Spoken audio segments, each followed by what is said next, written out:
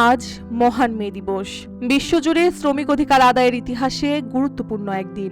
তবে স্বাধীনতার অর্ধশতাব্দী পেরিয়ে গেলেও বাংলাদেশের কোটি শ্রমজীবীর জীবনে নেই ন্যায্য মজুরি, নিরাপদ কর্মপরিবেশ কিংবা আইনি সুরক্ষা। রাজধানী থেকে গ্রাম সর্বত্রই অভাব, অভিযোগ আর বঞ্চনার চিত্র।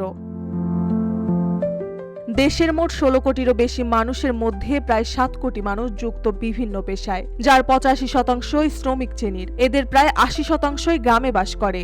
শ্রমে ঘামে দেশের অর্থনীতিকে সচল রাখলেও সামাজিক সুরক্ষা কিংবা আইনি সহায়তা তাদের ভাগ্যে জোটে না। অপ্রতুল আয়, লাগামহীন মূল্যস্ফীতি আর কাজ হারানোর আতঙ্কে দিশেহারা শহরের নিম্ন আয়ের শ্রমজীবীরা। RICL TMX, যুগের পর যুগ স্থাপনা থাকে মজবুত। দক্ষিণ এশিয়ার মধ্যে বাংলাদেশেই টানা ২ বছর মজুরি বৃদ্ধির হার মূল্যস্ফীতির নিচে। খাদ্যমূল্যের চাপ সাধারণ মূল্যস্ফীতিকেও ছড়িয়ে গেছে। গার্মেন্টস কর্মীরা বলেন, আমরা ১ বছর ধরে বেকার। আগে কৃষিকাজ করতাম, শহরে এসেছিলাম চাকরির জন্য।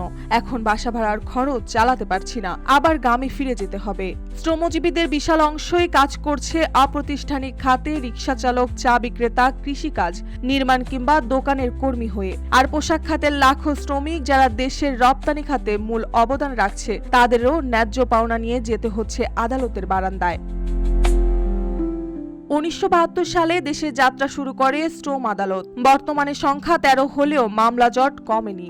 আইনে মামলার নিষ্পত্তির সময়সীমার ঘাটতি এবং মালিক পক্ষের কৌশলে দীর্ঘায়িত হয় বিচারের পথ। ফলে অধিকাংশ শ্রমিকই আদালতে যেতে চান না। আইনজীবীরা বলেন, শ্রম আইনে বড় ফাঁকা রয়েছে। সময় মতো নিষ্পত্তির ব্যবস্থা নেই, মালিকরা এর সুযোগ নিচ্ছে, শ্রমিকরা বঞ্চিত হচ্ছেন।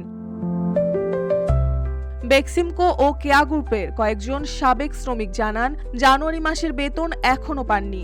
অফিসের ভেতরে ঢুকতেই দিচ্ছেন না সিকিউরিটি। চাকরি হারিয়ে তারা এখন সম্পূর্ণ অনিশ্চয়তায় ভাসছেন। সরকারি নির্দেশনা থাকলেও অধিকাংশ কারখানায় নেই সুরক্ষিত কর্মপরিবেশ। বিশেষত নারীদের জন্য নিরাপদ কর্মক্ষেত্রের সংখ্যা আরও কমছে। নির্দিষ্ট কাজ করে শ্রমিক কল্যাণ তহবিল থেকেও সহায়তা মিলছে না। শহরে জায়গা না পেয়ে কেউ কেউ ফিরছেন গ্রামে, কিন্তু সেখানেও নেই সামাজিক নিরাপত্তার জাল। ফলে জীবনের এই দৌড়ে শ্রমিকরা যেন আটকে আছেন অবিচারের এক চক্রে।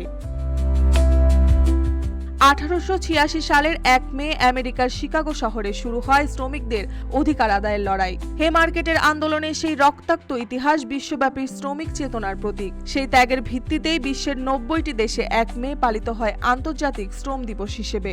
আজকের এই মে দিবসে দেশের কোটি শ্রমজীবী মানুষের অপেক্ষা, কবে মিলবে সুরক্ষা, সম্মান আর ন্যায্য অধিকার।